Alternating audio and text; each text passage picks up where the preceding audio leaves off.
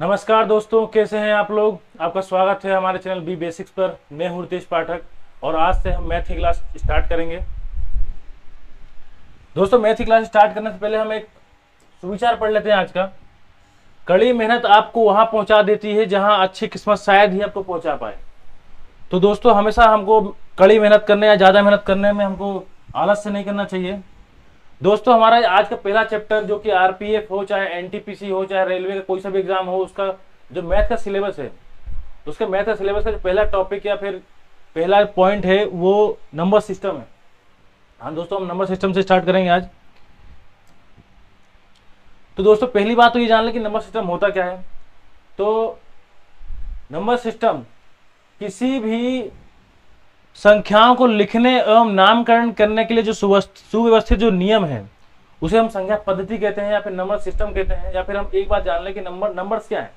तो दोस्तों, नंबर्स एक ऐसी चीज है जो हम अंक गणितीय संकेतों को जो शो करने के लिए, दिखाने के लिए कि ये चीज एक है तो एक कैसे है, तो उसको हम नंबर्स कहते हैं। और उनके पूरे पैटर्न को जिससे उसका अध्ययन करते हैं वो नंबर सिस्टम है। नंबर्स कितने प्रकार के होते हैं दोस्तों, हम ये देख लेते हैं। तो नंबर्स संख्या, वास्तविक संख्या है, परिमेय संख्या है, अपरिमेय है, पूर्णांक है, भिन्न है, धनात्मक पूर्णांक है, नकारात्मक है, पूर्ण संख्या है, प्राकृत संख्या है, काल्पनिक है, सम्मिश्र संख्या है। ये संख्याओं के दोस्तों प्रकार हैं। हम इनका विस्तृत रूप से अध्ययन करेंगे कि ये संख्याएं, इनकी परिभाषा क्या है, कैसे काम करती हैं, कैसे होती हैं। अभी दोस्तों ये देखते हैं। दोस्तों, पहली संख्या है रियल नंबर्स या फिर वास्तविक संख्याएं, और एक होती है काल्पनिक संख्याएं। तो रियल नंबर्स क्या है। तो दोस्तों, रियल नंबर, जितनी भी नंबर्स हैं सब रियल हैं जो नंबर लाइन पे आती हैं। अब नंबर लाइन क्या है अपन दोस्तों ये देख लेते हैं। एक लाइन होती है संख्या को दिखाने के लिए।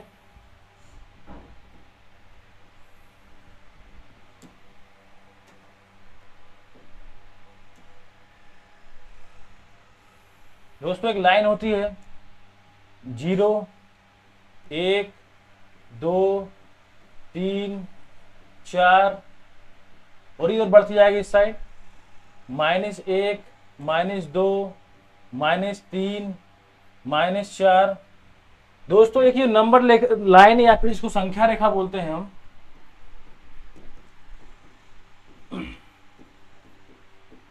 संख्या रेखा मतलब संख्या रेखा पर आने वाली जितनी भी संख्याएं हैं सब नंबर साइन होंगी, और जो इस संख्या रेखा पर नहीं आती वो या तो नहीं है या तो फिर काल्पनिक रेखा है, काल्पनिक संख्या है।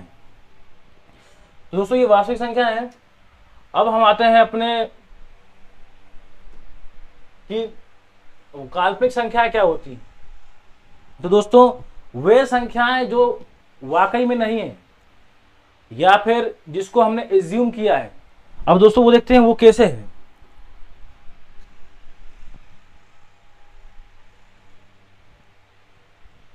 जैसे दोस्तों हम एक संख्या लिखते हैं x² = -1। तो हम ये जानते हैं कि किसी भी संख्या का स्क्वायर करें तो उसका उत्तर माइनस में कभी नहीं आता। जैसे मैं आपको बताऊं, यदि मुझे √636 का आंसर निकालना है तो इसका आंसर आएगा 6। या फिर मुझे 6 का स्क्वायर करूं, चाहे वो पॉजिटिव हो चाहे वो नेगेटिव हो, तब भी उसका उत्तर हमेशा 36 ही आएगा। मतलब कि किसी भी संख्या का स्क्वायर करने पर वो संख्या माइनस में तो नहीं आती है। जब वो संख्या माइनस में नहीं आती है तो ये माइनस में कैसे है। तो हमने इसको सही करने के लिए एक संख्या खुद ही एज्यूम कर ली। जो संख्या है i, आपने 11वीं या 12वीं में पढ़ा होगा। i को हम बोलते हैं आयोटा, और आयोटा की वैल्यू होती है √-1। मतलब कि यदि मैं इसका स्क्वायर करूं तो हमारा उत्तर आएगा -1। तो ये संख्या वास्तव में नहीं है, लेकिन हमने फिर भी इसको अपने x² -1 को सही करने के लिए हमने इसको i माना, जिसका स्क्वायर करने पर -1 आता है। दोस्तों, हम इसको किसी भी तरीके से लिख सकते हैं, कितने भी तरीके से लिख सकते हैं। जैसे इसको 5i 6i। अब ये 5i 6i कैसे आते हैं मैं आपको दिखा रहा हूँ चीज। जैसे मान लो कि √25 है, इसको सॉल्व कैसे करें हम लोग? तो एक इसको सॉल्व करने के लिए क्या करते हैं हम कि 25 मल्टीप्लाई √-1 ले लें, इसका आंसर आ जाएगा 5, और ये होता है आयोटा। तो दोस्तों ये इमेजिनरी नंबर या फिर काल्पनिक नंबर है, जो वास्तव में तो नहीं है, नंबर लाइन पे नहीं है, कहीं नहीं है, बस इसको हमने कल्पना के तहत लाया था ताकि हमारी बाकी संक्रिया जो है सही हो सके।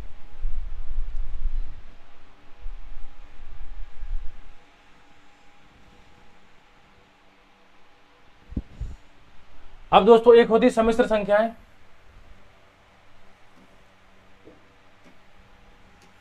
सम्मिश्र संख्याएं होती हैं। अब सम्मिश्र संख्याएं क्या है?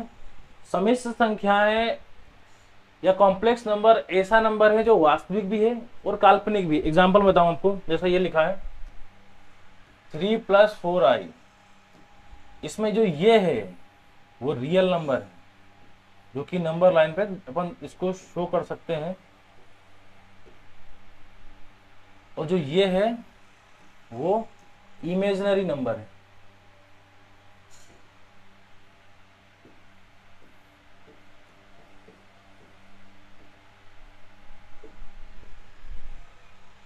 ऐसा फॉर्मेट जिसमें हम एक रियल नंबर और एक काल्पनिक नंबर को लें, उससे सम्मिश्र संख्या बोलते हैं हम। तो चूंकि सम्मिश्र संख्याओं का जो फॉर्मेट होता है ना, फॉर्मेट ही होता है a + bi, इसका फॉर्मेट है सम्मिश्र संख्याओं का। इसमें यदि हम और आगे बात करें तो इसका फॉर्मेट हमने दोस्तों लिखा a + ib, इसका फॉर्मेट होता है कॉम्प्लेक्स नंबर का।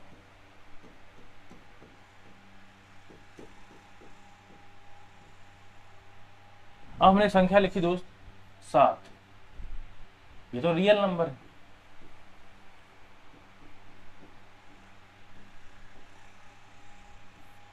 लेकिन मैं इसको ऐसा भी लिख सकता हूं 7 + 0i, ये हो गया कॉम्प्लेक्स नंबर। मतलब कि एक बात तो ये है कि जितने भी नंबर हैं वो कॉम्प्लेक्स तो है, लेकिन जितने भी कॉम्प्लेक्स नंबर हैं वो सभी रियल नहीं। हम ऐसा कह सकते हैं, तो मतलब कि हम एक बात लिख सकते हैं कि ऑल नंबर्स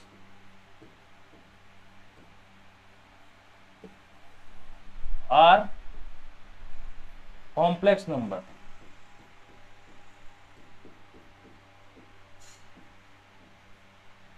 हम ऐसा लिख सकते हैं दोस्तों को। आपको समझ में आ गया होगा कि सम्मिश्र संख्या या कॉम्प्लेक्स नंबर क्या होता है। अब दोस्तों आते हैं हम कि परिमेय संख्या और अपरिमेय संख्या क्या होती है। तो दोस्तों मैं एक चीज और बताऊं आपको, ये एक नंबर लाइन है, यहाँ पे 0 1 2 3 4 5 6 1 2 3 4 5 6। दोस्तों यदि मुझे इसमें 2 पूछना है, 2 कहाँ है, तो बता दूंगा कि 2 ये रहा। अगर मुझसे मुझे पूछा है कि 2.46 कहाँ है, तो ये भी कहीं ना कहीं यहाँ पर होगा, यहाँ पर होगा कहीं ना कहीं। ठीक है, मतलब कि परिमेय संख्या भी नंबर लाइन पे आती है, मतलब ये भी वास्तविक संख्या है। अब परिमेय संख्या क्या होती है? परिमेय संख्या वो संख्या होती है जो P/Q के फॉर्म में लिखी जाती है। P/Q मतलब होता है अंश बटे हर, इसको हम बोलते हैं अंश, ऊपर वाले को इसको बोलते हैं हर। जो अंश बटे हर या फिर P/Q के फॉर्म में लिखी जाती है। अब क्या पूरी संख्याएं जितनी भी इस नंबर लाइन पे हैं वो P/Q के फॉर्म में लिखी जाएंगी क्या? नहीं। अब मैं बताता हूं आपको कौन सी संख्या लिखी जाएगी, कौन सी संख्या नहीं लिखी जाएगी।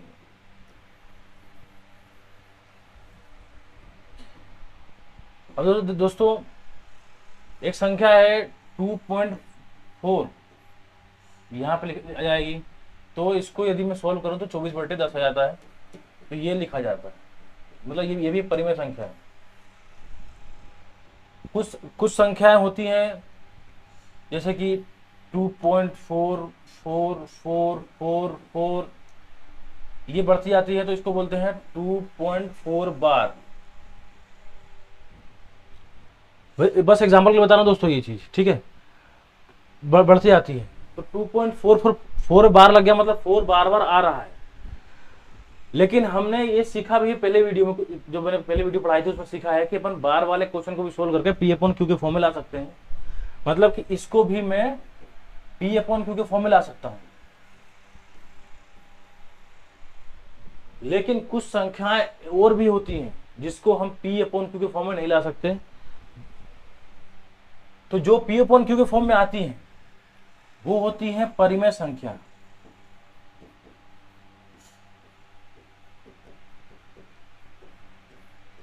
पी अपॉन क्यू के फॉर्म में आती हैं, लेकिन जो पी अपॉन क्यू के फॉर्म में नहीं आएंगी उससे बोलेंगे अपरिमेय संख्या।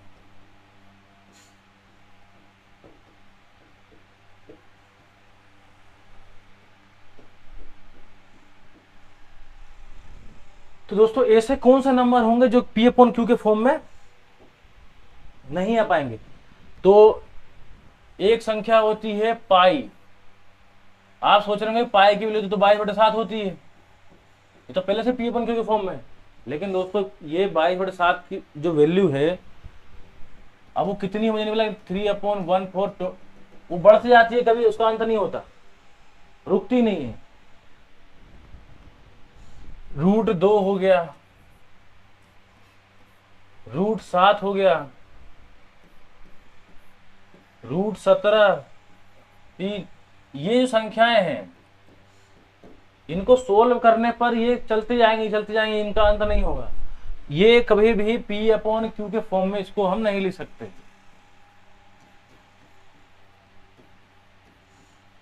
तो जिनको हम पी अपॉन क्यू के फॉर्म में नहीं ले सकते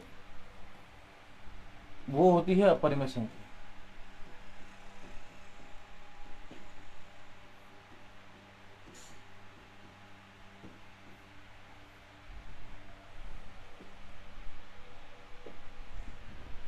तो दोस्त हम पढ़ लें, ये वे सभी संख्याएं जिन्हें पी अपॉन क्यू के रूप में व्यक्त किया जा सके परिमेय संख्या कहलाती हैं, जहां पी और क्यू पूर्णांक है। वे सभी संख्याएं जिन्हें पी अपॉन क्यू के रूप में व्यक्त नहीं कर सकते, यहाँ पर पी अपॉन क्यू लिख दे रहा हूं मैं, पी अपॉन क्यू के रूप में व्यक्त नहीं कर सकते,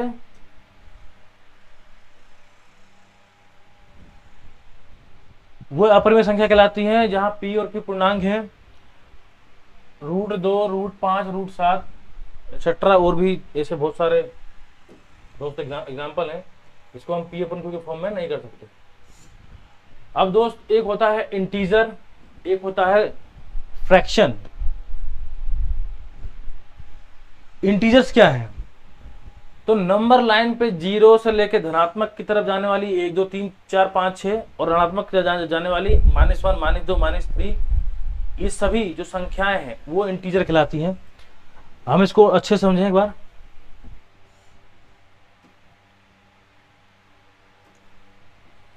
तो अगर अच्छे समझें तो एक लाइन खींचते हैं, ये 0 है, ये -1 है, ये -2 है, ये -3 है, ये -4 है, ये 1, ये प्लस का 1 है, ये 2 है, ये 3 है और ये 4। तो ये जो 0 है, 0 ना तो पॉजिटिव है और ना ही नेगेटिव है। तो यहां से लेके इधर वाले भी और यहां से लेके इधर वाले भी सभी के सभी इंटीजर होंगे। जो इधर वाले होंगे वो होंगे पॉजिटिव इंटीजर, और जो इधर वाले होंगे वो होंगे नेगेटिव इंटीजर। और ये जो 0 है वो ना तो पॉजिटिव है ना तो फिर नेगेटिव है। तो इस नंबर लाइन पे जितने भी संख्याएं हैं सबके सब इंटीजर होती है। इंटीजर मतलब पूर्णांक, मतलब कि इनका एक अंक है कि वो 2 है, 3 है, -1 है, -2 है, कुछ तो है, ठीक है। पूर्णांक या इंटीजर्स प्राकृतिक संख्याएं उनकी ऋणात्मक संख्याएं तथा शून्य को सम्मिलित करने पर जो संख्या प्राप्त होती है वो पूर्णांक कहलाती है। इसे टी से शो करते हैं, प्रदर्शित करते हैं। जैसे -3, -2, -1, 0, 1, 2, 3। दोस्तों अब इसमें एक आता है भिन्न, फ्रैक्शन या फिर दशमलव।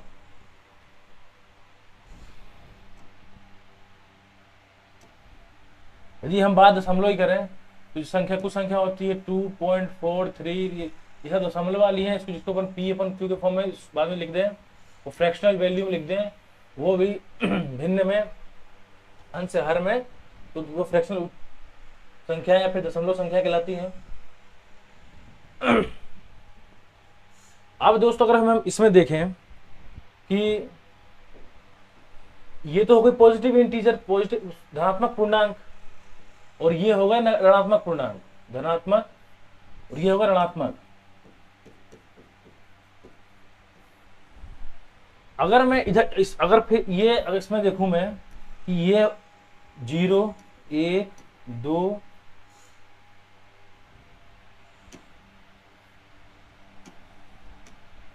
एक, 2, 3 और बढ़ते जाएंगे ये, और मैं माइनस वाला को छोड़ दूं, मैं नेगेटिव जो ऋणात्मक इंटीजर्स हैं या फिर ऋणात्मक पूर्णांक को छोड़ दूं, तो जो यहां से लेके यहां तक की जितनी संख्या आएंगी, ये पूरी संख्या है, वो कहलाएंगी नेचुरल नंबर।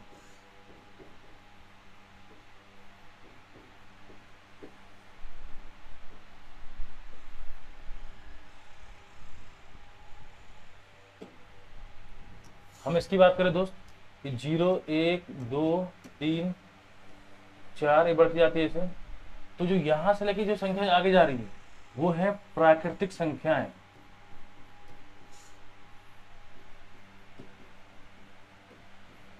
और यदि हम उसमें 0 को शामिल कर लें कि साथ में 1, 2, 3, 4, 5 तो है प्राकृतिक संख्या है, जिसको हम बोलते हैं नेचुरल नंबर, जिसको बोलते हैं, अगर नेचुरल नंबर भी है और उसमें 0 को शामिल कर लें तो उसे बोलते हैं होल नंबर। मतलब कि 0, 1, 2, 3, 4 और ये बढ़ती जाएंगी।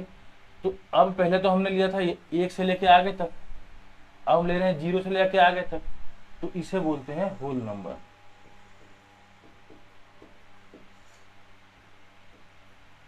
या फिर पूर्ण संख्या।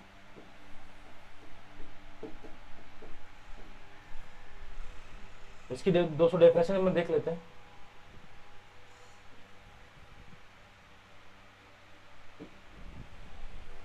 तो दोस्तों पहले तो हम धनात्मक पूर्णांक क्या होते हैं, हमने ये देखा था कि जो नंबर लाइन है उसमें 0, 1, 2, 3, 4, 5 ये सब धनात्मक पूर्णांक है। धनात्मक पूर्णांक क्या होते हैं? 0, 1, 2, 3, 4, 5, 1, 2, 3, 4 ये सब माइनस वाले हैं। तो इधर वालों को बोलते हैं ऋणात्मक पूर्णांक, इधर वालों को धनात्मक पूर्णांक बोलते हैं। और जो बीच में 0 है वो ना तो धनात्मक है ना ही ऋणात्मक है। तो हमने इंटीजर्स का है डेफिनेशन पढ़ा था कि इंटीजर या पूर्णांक प्राकृतिक संख्याओं का या फिर धनात्मक पूर्णांक, 0 और ऋणात्मक पूर्णांक, इन तीनों से मिलकर बनती है। इंटीजर्स पूरी नंबर लाइन से मिलकर बनती है। यदि दोस्तों हम बात करें होल नंबर की, तो पूर्ण संख्या क्या होती है? Whole number. यदि प्राकृतिक संख्याओं में शून्य को भी सम्मिलित कर लें तो ऐसी संख्याओं का समूह पूर्ण संख्याओं का समूह कहलाता है। जैसे 0, 1, 2, 3 मतलब 0 से स्टार्ट कर दिया, 1, 2, 3, 4, 5, 6 बढ़ती जाएंगी। अब प्राकृतिक संख्याएं क्या होती हैं?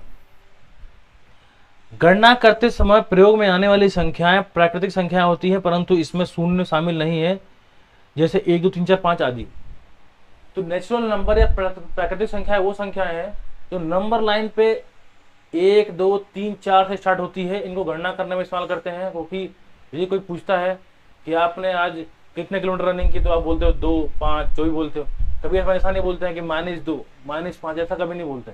तो जो गणना करने के लिए इस्तेमाल करते हैं वो 1, 2, 3, 4, 5 यही प्राकृतिक नंबर है या फिर नेचुरल नंबर है। अब दोस्तों आगे देखते हैं अपन। और अब दोस्तों अभी तक हमने पढ़ा था कि नंबर्स का जो क्लासिफिकेशन कर रहे थे वो कैसा है, कौन सा नंबर नेचुरल नंबर है, कौन सा नंबर होल नंबर है, पूर्ण संख्या क्या होती है। अब हम इंटीजर्स जो एक नंबर लाइन पे चाहे इधर थी चाहे इधर थी, अब हम इसका क्या करेंगे, क्लासिफिकेशन करेंगे। तो उसमें हम देखेंगे कि इंटीजर्स के जो क्लासिफिकेशन जो है या फिर इसके जो प्रकार हैं वो कौन कौन से हैं। तो इसमें सम संख्याएं, विषम संख्याएं, अभाज्य संख्याएं, भाज्य संख्याएं और भी बहुत सारी संख्याएं हैं। आइए हम देखते हैं कि कौन कौन संख्याएं। तो दोस्त पहली है सम संख्या। अब सम संख्याएं क्या होती है, हम स्कूल से ही पढ़ते आ रहे हैं कि सम संख्या वो संख्या है जो 2 से विभाजित हो जाए या फिर 2 से डिवाइड हो जाए। यदि मैं सीधे शब्द में कहूं या फिर एक तरीके से और कहूं तो एक तो ये कि सम संख्याएं वो संख्याएं हैं, सम संख्या वो संख्याएं हैं पहला जो 2 से विभाजित हो जाए,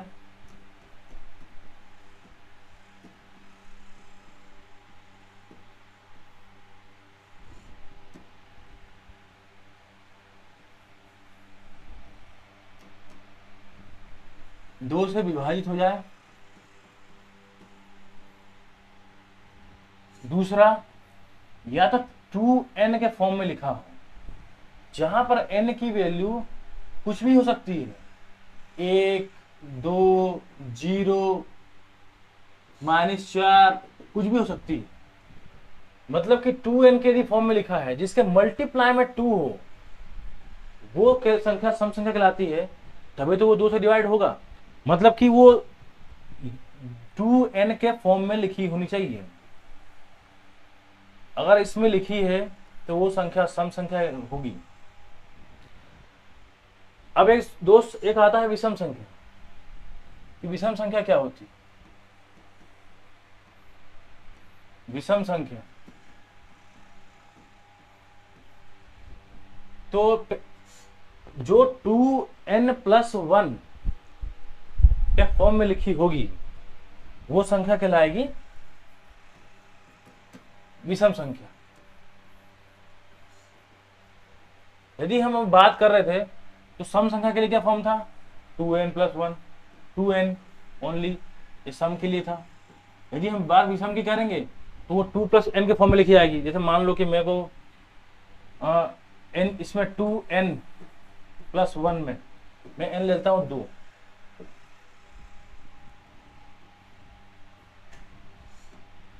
मैं n लेता हूं n 2 ले लेता हूं, तो 2 इसे यहां पर पुट करूं तो 2 × 2 + 1 4 1 + 5, तो 5 क्या विषम संख्या है, तो हाँ 5 विषम संख्या। हमेशा इस फॉर्म में अपन लिखते हैं किसको, विषम संख्या को, और 2n के फॉर्म में लिखते हैं हम सम संख्या को। आगे देखते हैं। अब दोस्तों आ गया अभाज्य संख्याएं। वो संख्याएं जो खुद से डिवाइड होंगी और 1 से डिवाइड होंगी और इसके अलावा किसी से डिवाइड नहीं होंगी, वो संख्या कहलाएंगी अभाज्य। वो किसी भी संख्या से डिवाइड नहीं होगी, केवल खुद के और 1 की संख्या से। पहले हम इसका वो पढ़ लेते हैं कि इसका परिभाषा क्या है, उसके बाद हम इसको समझेंगे कि अभाज्य संख्या होती क्या है। वैसी संख्या जो 1 और स्वयं के अलावा अन्य किसी संख्या से पूरी विभाजित नहीं होती, और उन संख्याओं को हम कहते हैं अभाज्य संख्या। जैसे 1 और 5 ये दो संख्या ही 5 को पूरी तरह से विभाजित कर सकते हैं, अतः 5 एक अभाज्य संख्या है। 0 और 1 अभाज्य संख्या नहीं है। अभाज्य संख्या में केवल और केवल 2 गुणनखंड होते हैं जो एक है उस संख्या से डिवाइड होंगे बस। 2 को छोड़कर सभी अभाज्य संख्याएं विषम होती हैं। मतलब कि 2 भी अभाज्य संख्या है,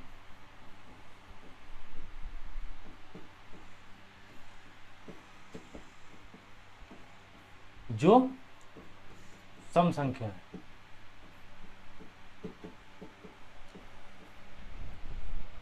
2 और 3 को छोड़कर सभी अभाज्य संख्याएं 6n+1 और 6n-1 के रूप में लिखी जाती है।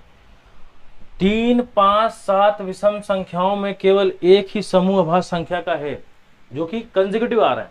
3 के बाद 5 फिर 7, इसके बाद ऐसी कोई संख्या नहीं आएगी जो कि एक एक अंतर पे विषम रूप में आ जाएगी। इसमें हम 2-3 चीजें और देखेंगे।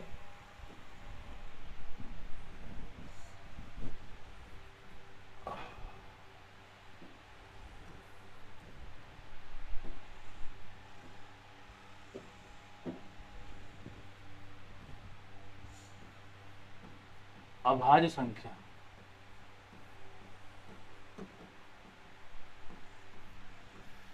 तो हमने इसमें क्या क्या पढ़ी है, इसके गुण क्या क्या है। पहला गुण ये है कि या तो ये 1 से डिवाइड होगी या तो स्वयं से डिवाइड होगी, इसके अलावा कहीं डिवाइड नहीं होगी। 2 को छोड़कर सभी जो संख्या है अभाज्य जो विषम है, सबसे छोटी विषम संख्या जो है और वो प्राइम नंबर या फिर अभाज्य है वो 3 होती है। सबसे छोटी अभाज्य संख्या 2 है। 3, 5, 7 निरंतर आने वाली विषम संख्याओं का ऐसा सेट है जो तीनों के तीनों अभाज्य है। हमने अभी तक ये देखा। पहला क्या देखा हमने, सबसे छोटी प्राइम नंबर जो है वो क्या है, वो 2 है। दूसरा सबसे छोटी संख्या जो विषम है वो 3 है और यदि सम है तो वो 2 है। तीसरा हमने ऐसा गुण ये देख लिया कि 3, 5, 7 विषम संख्याओं का एक सेट है जो कि कंसेक्यूटिव आ रहे हैं और अभाज्य संख्या है। चौथा और मेन है कि चौथा और सबसे इंपॉर्टेंट जो है अभाज्य संख्याओं का कि कोई भी अभाज्य संख्या वो या तो 6+1 के पास बैठी होगी या फिर 6-1 के पास बैठी होगी।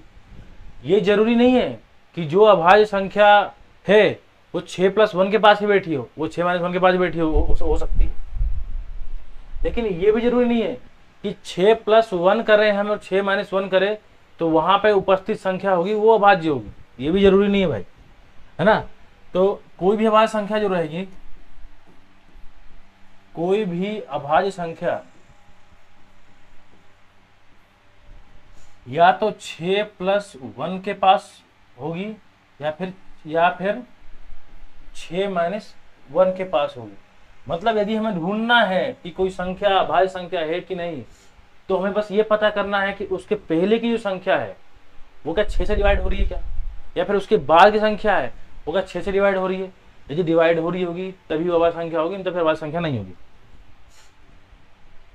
दोस्तों हम इसमें और आगे देखते हैं, इसमें कुछ छूट तो नहीं गया, तो फिर से पढ़ लेते हैं इसको। 0 और 1 अभाज्य संख्या नहीं है, इसको भी याद कर लेना आप लोग कि 0 और 1 अभाज्य संख्या नहीं है। अभाज्य संख्या में केवल और केवल 2 गुणनखंड होते हैं, अपन पहले ही पढ़ लिया, 1 और स्वयं होता है। 2 को छोड़कर सभी अभाज्य संख्याएं विषम होती हैं, मतलब कि 2 सम है। 2 और 3 को छोड़कर जितनी भी अभाज्य संख्या है, मतलब इनको छोड़ना पड़ेगा क्योंकि ये तो 6 के गुणनखंड के आसपास भी नहीं, छोड़ना पड़ेगा। सभी अभाज्य संख्याएं या तो 6n+1 है या तो 6n-1 है। 3, 5, 7 विषम संख्याओं में केवल एक ही समूह है जो अभाज्य संख्याओं का है, हमने ये पढ़ लिया। और जो मैंने और पढ़ने पड़े थे वो क्या कहते हैं, सबसे छोटा जो प्राइम नंबर है वो 2 है, सबसे छोटा प्राइम नंबर जो विषम है वो 3 है और सम है जो 2 है। 3, 5, 7 विषम संख्याओं का ऐसा सेट है जो कि अभाज्य संख्या है और एक के अंतर पे आती है, निरंतर आती है। चौथा कोई भी अभाज्य संख्या 6+1 और 6-1 के रूप में लिखी जाती है। अब दोस्तों नेक्स्ट देखते हैं। दोस्तों ये एक तालिका है जिसमें हमको ये पता करना है हमको कि क्या बोलते हैं 1 से 50 तक कितनी अभाज्य संख्या आएंगी, 50 से 100 तक कितनी आएंगी, ये हमको याद करना है। और ये अगर डायरेक्ट याद करेंगे तो हमको एग्जाम में जल्दी क्वेश्चन सोल्व करने में जो अभाज्य संख्या के ऊपर आएगी उसमें मदद मिलेगी अपन को। तो हम इसको एक बार पढ़ लेते हैं। दो बार पढ़ लेंगे ताकि याद हो जाए। 1 से 50 तक कितनी है? 15 है। 50 से 100 तक कितनी है? 10 है। 1 से 100 तक 25, 15 प्लस 10 25। तो ये थी 1 से 50 तक, और ये थी 50 से 100 तक, और ये थी 1 से 100 तक। ठीक है। 1 से 200 तक, 1 से 200 तक 46 संख्याएं हैं जो कि अभाज्य हैं। मतलब इसका ये है कि 25 तो 1 से 100 तक थी, और मतलब कि 100 से लेके 200 तक 21 ऐसी संख्याएं हैं जो अभाज्य हैं। 1 से लेके 100 तक 25 है, 100 से लेके 200 तक 21 है। और हम अगर डायरेक्ट बात करें कि 1 से 200 तक कितनी है, तो फिर 46 है। 25 और प्लस 21। यदि हम बात करें कि 1 से 1000 तक कितनी है, तो वो है 168, 168। हम फिर से एक बार रिवाइज कर लेते दोस्त।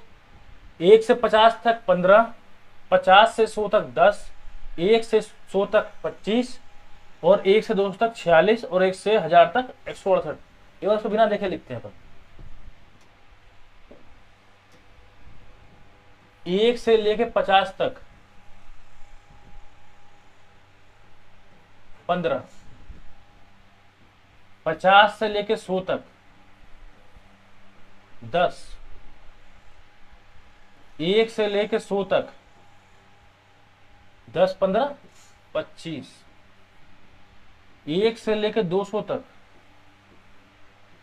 46, या फिर हम इसको लिखेंगे 100 से लेके 200 तक 21,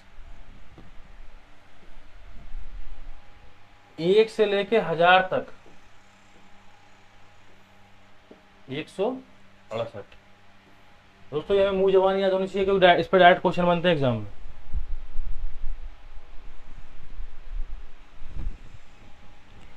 और दोस्तों अब एक हमने पढ़ ली अभाज्य संख्या जो स्वयं से डिवाइड होगी या फिर 1 से डिवाइड होगी।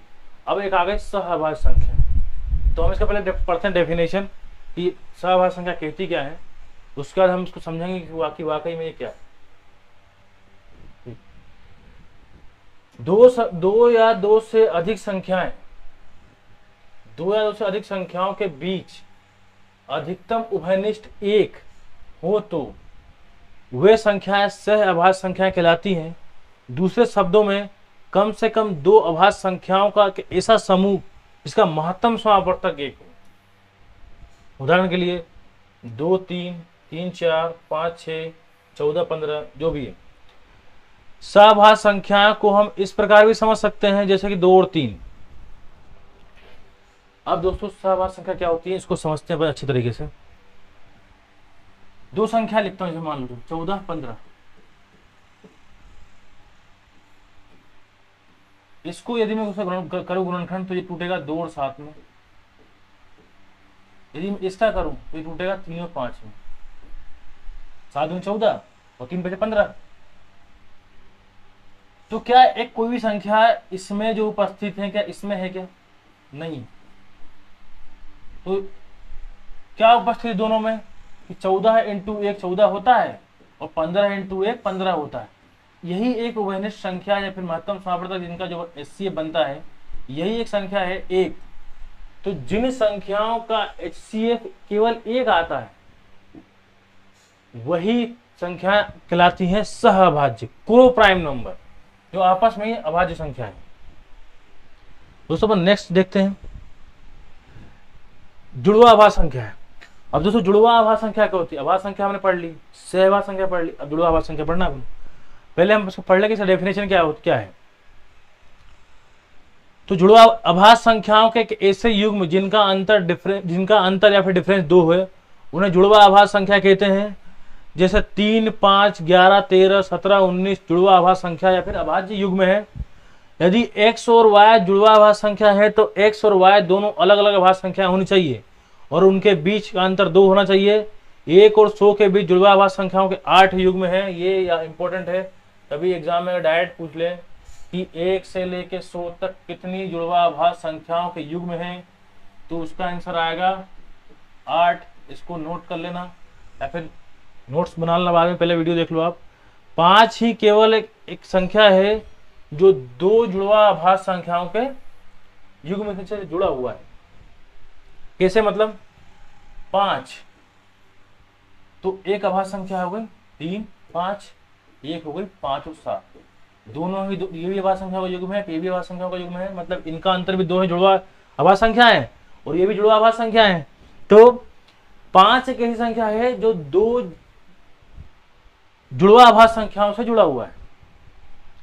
दो जुड़वा आभाज्य संख्याओं का योग 12 से होता है विभाजित। अब इसको समझते हैं कि जुड़वा आभाज्य संख्या क्या होती है और जो इतना अपन ने पढ़ा है वो चीजें क्या है। हम लिख लें पहले,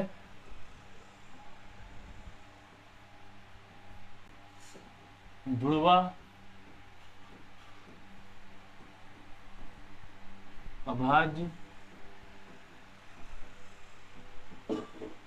संख्याएं। दोस्तों जुड़वा आभाज्य संख्या के बारे में क्या पढ़ा पहले हमने पहला ये पढ़ा कि अंतर 2 आएगा, अंतर 2 आएगा, मतलब ये कैसे आएगा?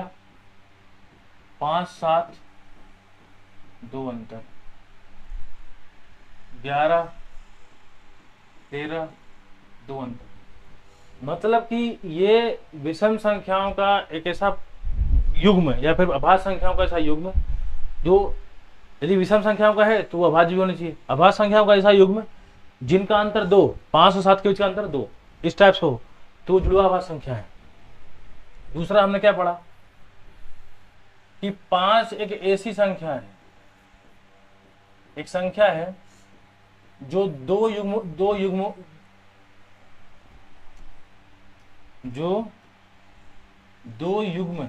से जुड़ा है, जो कि अभाज्य संख्याओं को जुड़वा संख्याओं का पैटर्न है ना। तो वो कौन कौन से हैं? तो वो 3 है, 5, एक युग्म ये हो गया और एक युग्म हो गया 5 और 7। एक हमने तीसरा पॉइंट ये पढ़ा कि जुड़वा अभाज्य संख्याएं जो हैं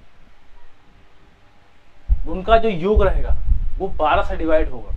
ठीक है, अब ये क्यों होगा हम ये देखते हैं। हमने एक चीज देखी है ये कि अभाज्य संख्याएं जो होती हैं वो या तो 6+1 के पास लिखी जाती है या फिर 6-1 के रूप में लिखी जाती है। तो यदि एक 6 + यदि एक 6-1 एक 6+1 होगी, जैसे कोई अभाज्य संख्या है या तो 6-1 के पास लिखी जाएगी या फिर 6+1 के पास लिखी जाएगी। यदि हम दोनों को जोड़ेंगे, जैसे हम इसको जोड़ दें, माइनस से माइनस कट गया, ये आ गया 12, मतलब कि ऐसे अभाज्य संख्याएं जिनका अंतर 2 हो तो जुड़वा अभाज्य संख्या कहलाएगी। और वो हम पता है कि अभाज्य संख्या 6+1 और 6-1 के फॉर्म में लिखी जाती है। तो हम जब दोनों को जोड़ेंगे तो 1 से 1 कट जाएगा और फिर आएगा 12, मतलब वो संख्याएं 12 से डिवाइड तो होंगी, उनका योग।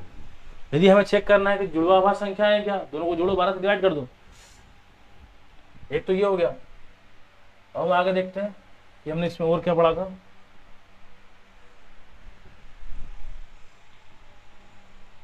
पांच ही पढ़े, हाँ हमने एक ये पढ़ा था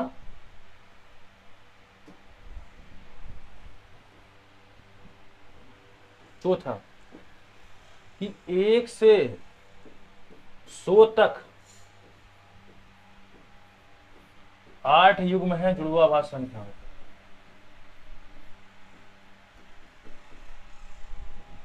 दोस्तों हमारा जो ये नंबर्स का कि सम संख्या है, विषम संख्या है, अभाज्य संख्या है, प्राकृतिक क्या है, पूर्ण क्या है, इंटीजर्स क्या है, ये इतना हमने आज पढ़ा।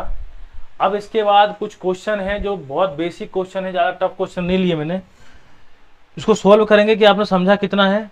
और इसके बाद हम अपनी क्लास खत्म करेंगे और अगली वीडियो में हम नंबर सिस्टम को फिर से दूसरे तरीके से स्टार्ट करेंगे आगे चल के।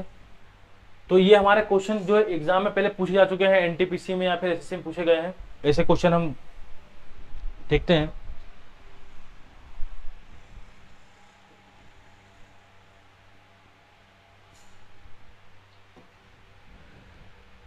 तो दोस्तों पहला क्वेश्चन है कि सबसे छोटी अभाज्य संख्या है जो एनटीपीसी सीबीटी 2022 में आ चुका। ऑप्शन है 1, 2, 3, 4। ऑप्शन है 1, 2, 3, 4।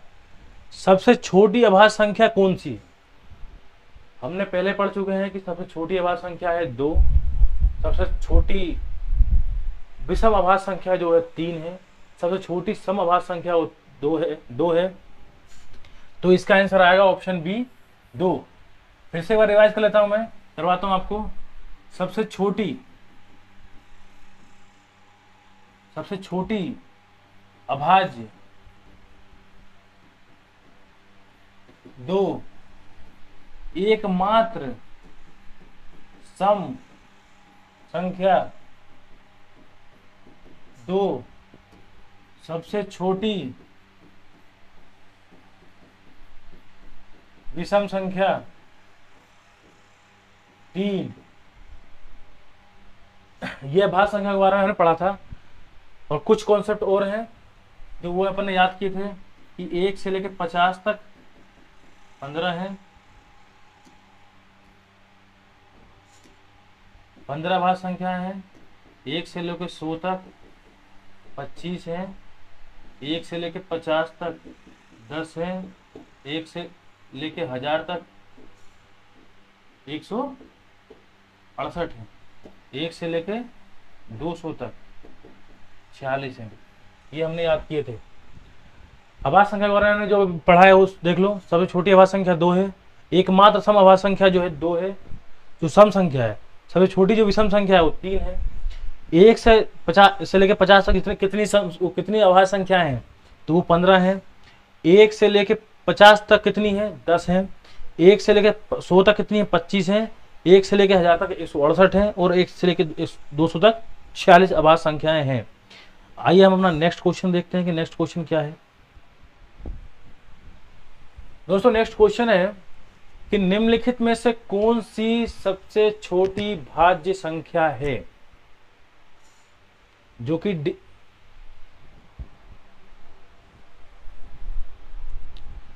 अब दोस्तों हम इसमें देखें, एक होती है अभाज्य संख्या जो या तो 1 से डिवाइड होती है या तो 100 से होती है। अब एक होती है भाज्य संख्या,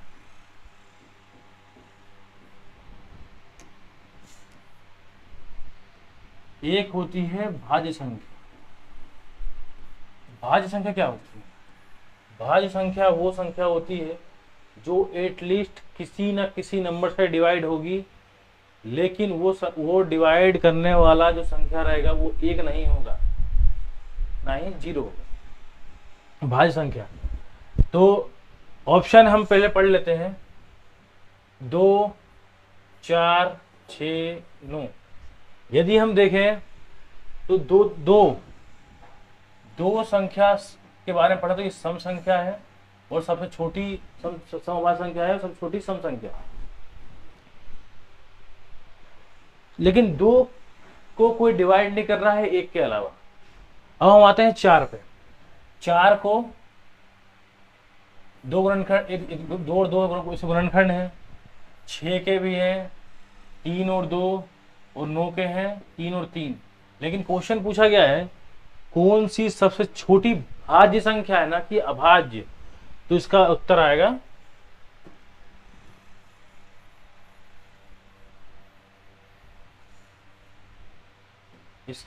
दोस्तों 4।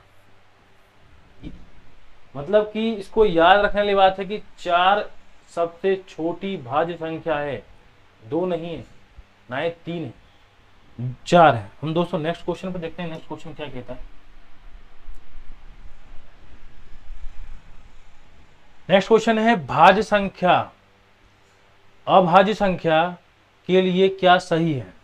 और हमें यह बताना है कि अभाज्य संख्या के लिए क्या सही है। ऑप्शन पढ़ते हैं इसके। 2 या 2 से अधिक भाजक होंगे, इसके अभाज्य संख्या के 2 से अधिक भाजक होंगे। तो हमने पहले पढ़ा है कि मात्र इसके 2 ही भाजक होते हैं, या तो 1 या तो खुद। तो ये तो गलत हो गया। स्वयं और एक से विभाजित होती है, ये सही है।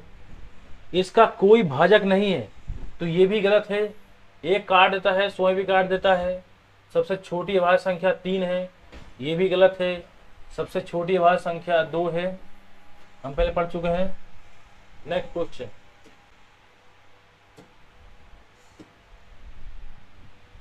कि 2/7, 1/3, 5/6, 3/4 में कौन सी संख्या कौन सी भिन्न सबसे बड़ी है, ये संख्या है। तो जब भी दोस्तों ऐसे कुछ क्वेश्चन ऐसे आए कि फ्रैक्शन में पूछ रहे हैं कि 2/7 हो गया, इसमें जो लिखा है 1/3 लिखा है, 5/6 लिखा है, 3/4 लिखा है,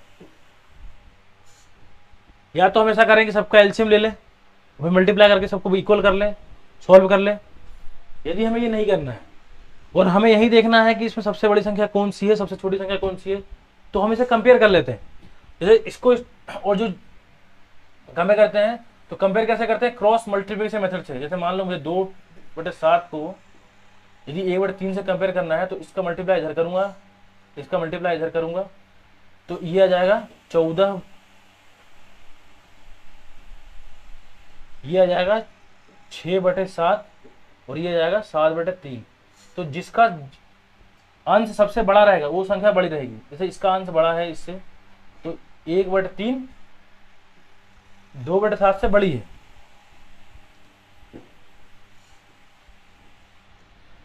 तो मैं मल्टीप्लाई करता हूं, तो 3 दूनी 6, 7 एकम 7, तो यानी 1/3 बड़ा हो गया किससे, 2/7 से। अब इससे कंपेयर कर दूं, क्योंकि हमें सबसे बड़ी देखनी है, हमें सबसे बड़ी देखनी है, तो हम एक दूसरे से कंपेयर करके देखते रहेंगे कि छोटी कौन सी बड़ी कौन सी है। 1/3 5/6 में बड़ा देखना है, तो 5 3 15, 6 एकम 6, तो ये 5/6 बड़ी होगी यहाँ पे। फिर से मल्टीप्लाई करते हैं 5/6 में और 3/4 में कंपेयर करते हैं कि सबसे बड़ी कौन सी होगी, तो 5 चौके 20, 6 3 18, मतलब अभी तक सबसे बड़ी जो संख्या निकली है वो निकली है 5/6। यदि हम इसको फिर से सॉल्व करें, यदि आपको समझ में नहीं आया है तो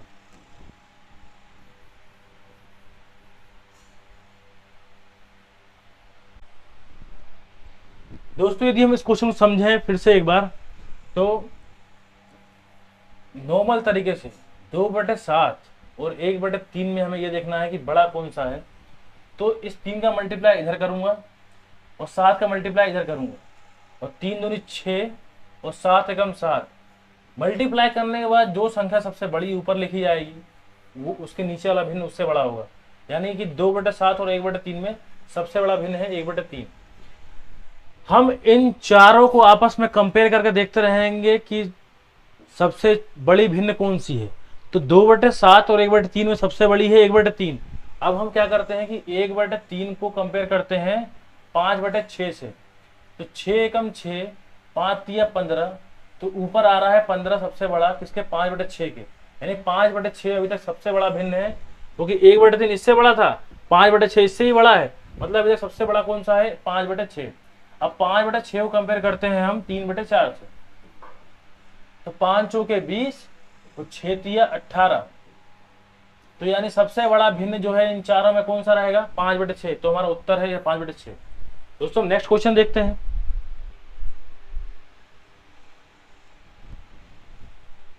क्वेश्चन दोस्तों ये है कि कौन सा कथन सही है। ये क्वेश्चन एसएससी CHSL 10+2 2018 और एसएससी CPO 2021 में आया था। क्वेश्चन है कौन सा कथन सही है। तो पहला ऑप्शन है प्रत्येक वास्तविक संख्या एक पूर्णांक है। दूसरा है प्रत्येक प्राकृतिक संख्या एक वास्तविक संख्या है। तीसरा ऑप्शन प्रत्येक वास्तविक संख्या एक परिमेय संख्या है। और चौथा ऑप्शन है प्रत्येक पूर्णांक एक परिमेय संख्या है। हमने इसमें वास्तविक संख्या और प्राकृतिक संख्याएं, परिमेय संख्या सबके डेफिनेशन पढ़ लिए थे फिर भी हम देखते हैं एक बार। वास्तविक संख्या क्या है, जो नंबर सिस्टम पे आने वाली पूरी संख्या वास्तविक संख्या है। प्राकृतिक संख्याएं क्या है, जो 1 से चालू होती है, 1 2 3 4 5 या फिर बढ़ती जाएंगे इन्फिनिटी तक। वास्तविक संख्या रियल नंबर जो कि इस नंबर सिस्टम पे चाहे वो माइनस वाले क्यों ना वो भी होगी। और पूर्णांक क्या होंगे, जिसका एक पूर्ण अंक होगा, जैसे कि 1 2 3 4 5। हम फिर से पढ़ते हैं ऑप्शन। प्रत्येक वास्तविक संख्या एक पूर्णांक है। जरूरी नहीं है कि प्रत्येक वास्तविक संख्या एक पूर्णांक है, क्योंकि वो 1.5 1.7 कुछ भी हो सकता है।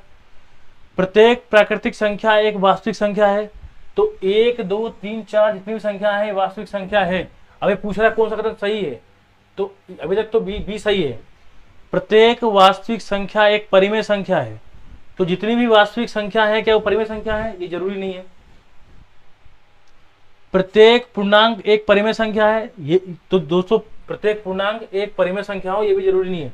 तो इसका ऑप्शन आएगा ऑप्शन बी सही।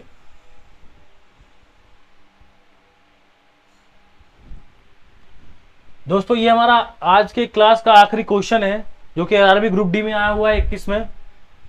कौन सा सह अभाज्य नहीं है? क्वेश्चन आया कौन सा सह अभाज्य नहीं है। तो पहले तो हम ये जान लें कि सह अभाज्य होता क्या है, जो हमने पहले पढ़ लिया था, अगर उसको रिवाइज कर लें। सह अभाज्य क्या होता है?